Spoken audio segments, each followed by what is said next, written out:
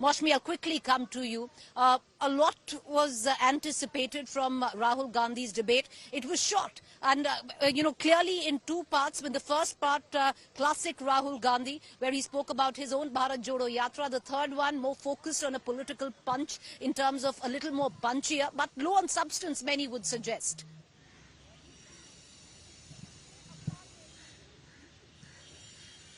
Preeti, I expected that Rahul Gandhi would dole out more facts and give a historical perspective and, talk about his experience when he went to Manipur. He was there for 2 days. He visited Churachandpur and Imphal, and he could have elaborated his personal experience at length rather than, spend 25 minutes in the beginning of his speech on Bharat Jodo Yatra.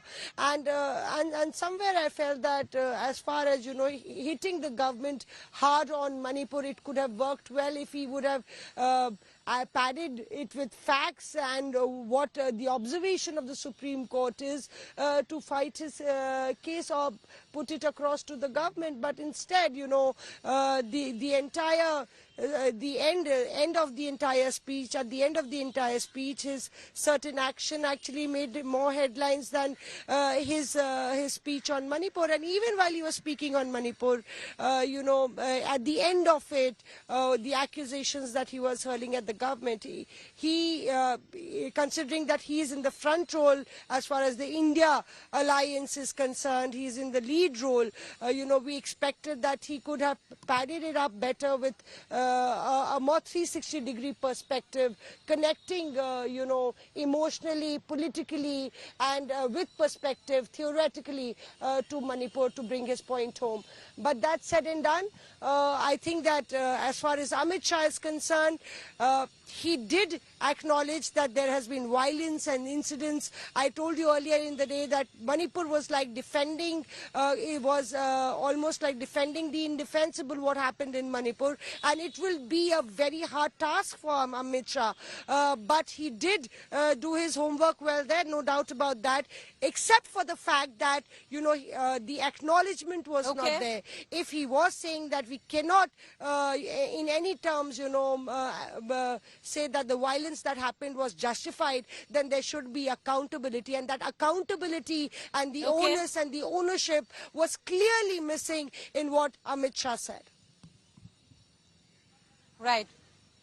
Well, especially when it came down to pinning the blame and also somewhere down the line safeguarding the Chief Minister of Manipur, Biren Singh. Moshmi, appreciate you joining us. Let's cut across to our other reporters. Rahul Srivastav, Rashid Kidwai, Sandeep Shastri. What did all three of you make? Rahul, you want to go first? You were here and we were discussing. Rahul Gandhi's speech, especially in the end, was politically punchy. But if I, dare say, what we were also discussing, low on substance, possibly sexy, but low on substance. CPT, if you look at Rahul Gandhi's speech, Rahul Gandhi has provided templates to his cadres, templates to his party, templates for the coalition alliance India. When he says, look, the Manipur mein Bharat Mata ki hatya, tum desh ke rakhwale nahi ho, tum deshbhakt nahi ho.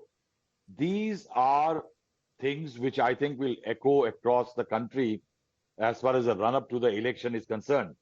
This is something very similar to what he did last time around. He was part of a no-trust motion against his government in 2018 when the Chaukidar Chor Hai and all these templates had emerged. Now, as far as the political speech is concerned, I think the more befitting place would have been a political rally in Rajasthan or wherever he was, because such speeches are made largely to charge at political people. Why I say that? This no confidence motion has been reduced to, I think, virtual banal. Why? Because the idea was to make the Prime Minister speak on Manipur, on something that he was not doing. Now, when you want somebody to speak on something, the opposition has to build a case, a point by point presentation of facts, pictures, and other elements has to be done. Questions have to be posed.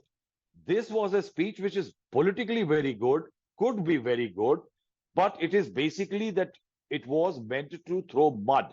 Now, if somebody wants to level charges against a political person, you can do it inside parliament or you can do it outside parliament.